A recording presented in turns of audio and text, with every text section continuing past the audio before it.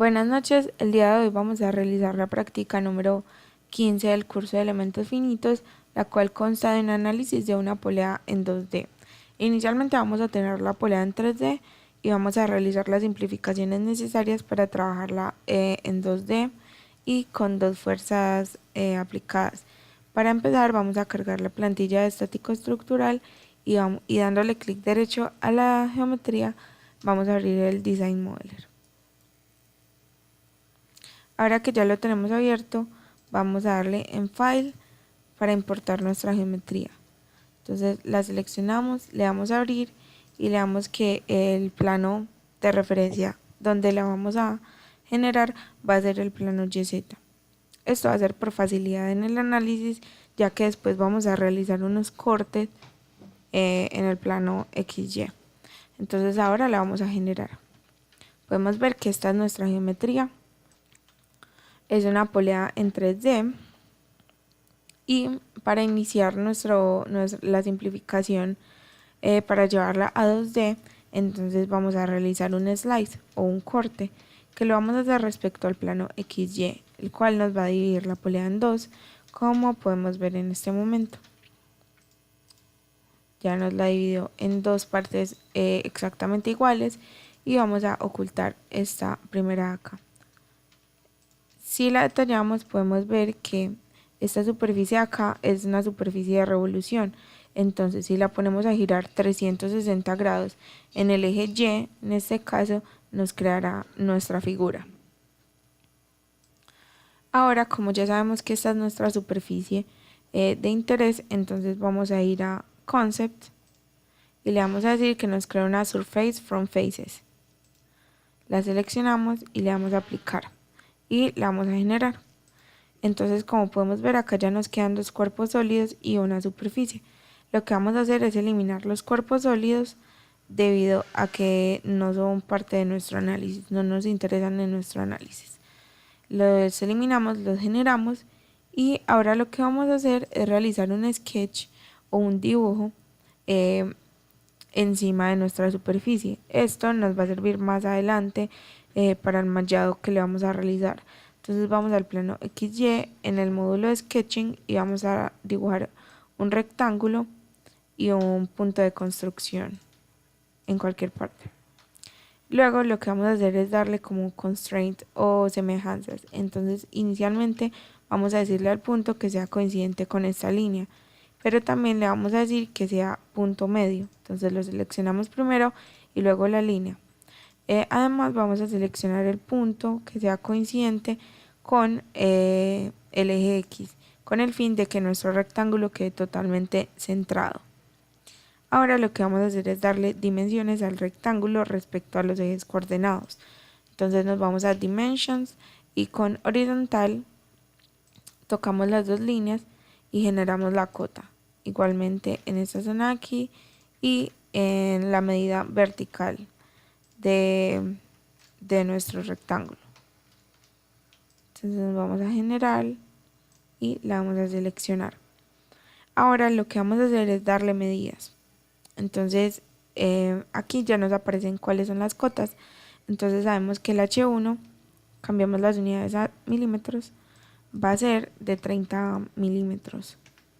Mientras que el H2 va a tener una dimensión de 20 milímetros y la altura de nuestro rectángulo va a ser igual a 50 milímetros. Entonces aquí ya tenemos totalmente dimensionado el rectángulo que nos va a servir como superficie de incidencia en nuestro mallado.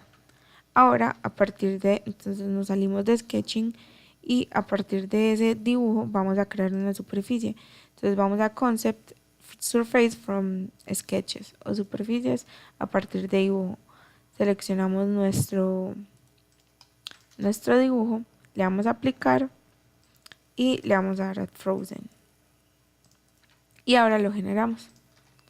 Y como podemos ver, ya nos quedan dos superficies. Una, la superficie de interés, que sería la superficie, por decirlo así, de revolución, y otra, la superficie de incidencia para nuestro mallado. Ahora lo que vamos a hacer es cerrar el Design Modeler y volvemos al Workbench. Aquí vamos a cambiar el tipo de análisis de las propiedades de la geometría. de 3D a 2D, debido a que vamos a hacer un análisis 2D. Y vamos a abrir el modelo. Ahora que ya nos abrió el modelo, nos vamos a ir a la parte de geometría y vamos a chequear que en el comportamiento 2D podemos ver que nos va a hacer un análisis plano, pero en este caso, como ya dijimos que va a ser un análisis de simetría, vamos a cambiar este por un análisis axisimétrico, o sea que esta superficie va a ser simétrica respecto a un eje o a un plano, a un axis, a un eje. Bueno, y posteriormente pasaremos a la fase de mallado. Lo primero que vamos a hacer es un body sizing. Entonces vamos a sizing con el filtro de body, lo seleccionamos, le damos a aplicar y le decimos que va a ser de 1 milímetro. Y también vamos a hacer otro body sizing del mismo elemento, pero ahora con una superficie de incidencia. Entonces en tipo le cambiamos element size por body of influence. Entonces acá nos dice que cuál es el cuerpo de influencia y vamos a seleccionar la superficie. También vamos a cambiar el element size. En este caso le vamos a poner 0.5, 0,5 y la tasa de crecimiento va a ser de 1.2. Entonces allí en esta zona donde se intersectan las dos vamos a poder ver un tamaño de malla de la mitad del resto del cuerpo. Entonces vamos a darle update a ver cómo nos aparece.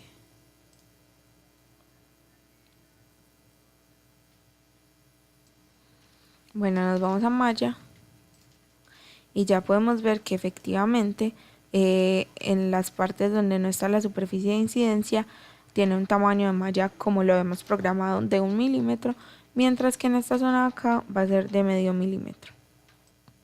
Para continuar con nuestro análisis vamos a ir a geometría y vamos a ocultar esta superficie que ya no nos sirve para nada debido a que ya la usamos en nuestro mallado. Entonces le damos a ocultar y mostramos esta.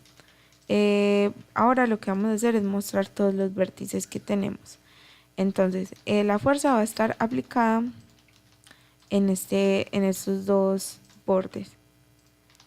Para esto tenemos que crear un sistema coordenado en cada uno de ellos con el fin de aplicar la fuerza perpendicularmente.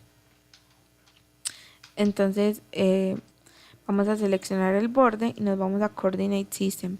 Le vamos a crear un nuevo sistema coordenado. Como vemos ya nos lo pone ahí y vamos a editarle la geometría. Ya sabemos que va a ser esta, le vamos a aplicar y vamos a editarle el Principal Axis.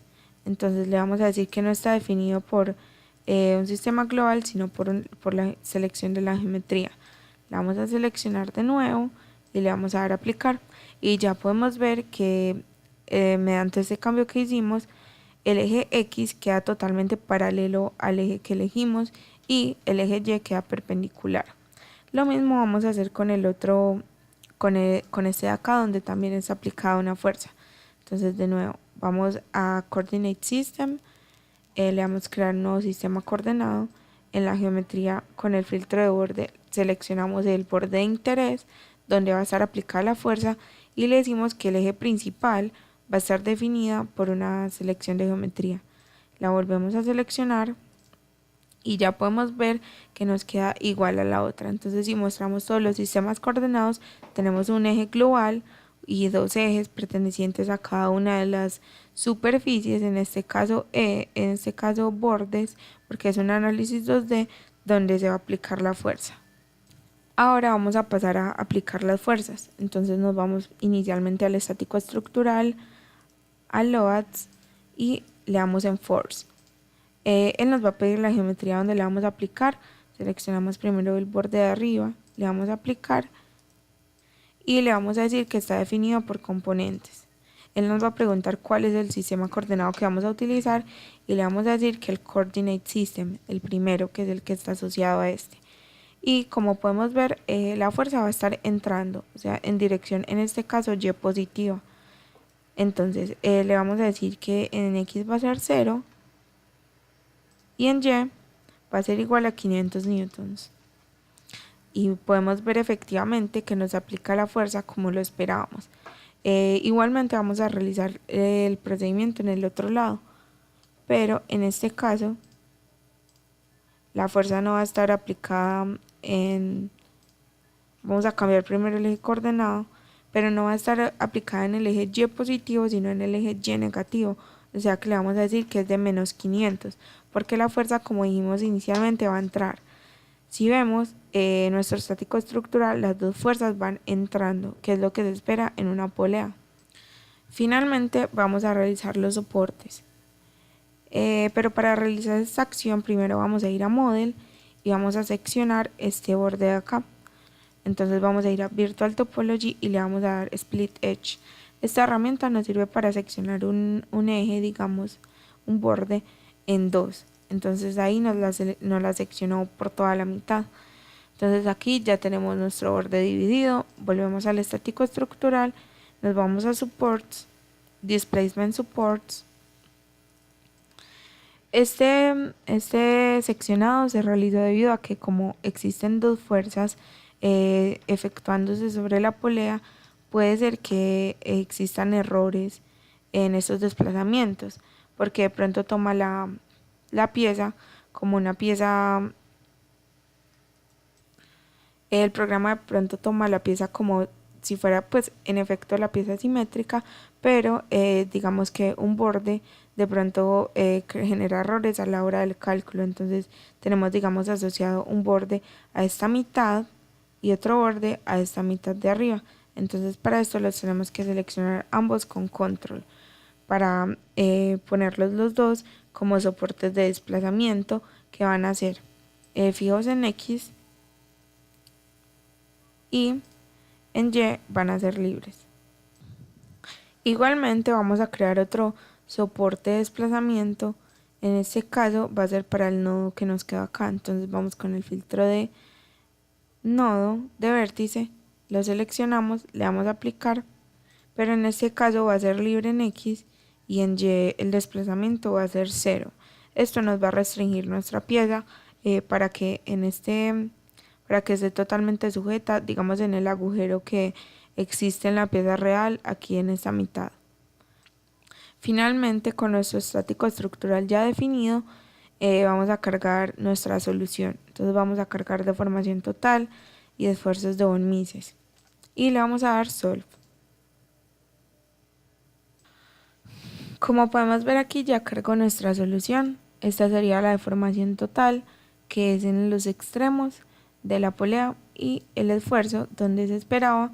Por eso se realizó la superficie de influencia, con el fin de que acá el análisis fuera muchísimo más preciso debido a la malla y pudiéramos tener un mallado bastante estructurado, como se muestra en esta zona de acá, que es la zona más crítica, donde tenemos un esfuerzo igual a 1.6 megapascales. Entonces acá podemos ver cómo es la distribución de los esfuerzos y la deformación total. Podemos ver también la animación de cómo se deforma en función del tiempo y también cómo se generan los esfuerzos en la pieza, que como tal los mayores esfuerzos se generan en esta zona de acá. Es la zona de concentración de esfuerzos. Bueno, y ya con esta imagen terminamos la práctica número 15 del curso de elementos finitos y muchas gracias.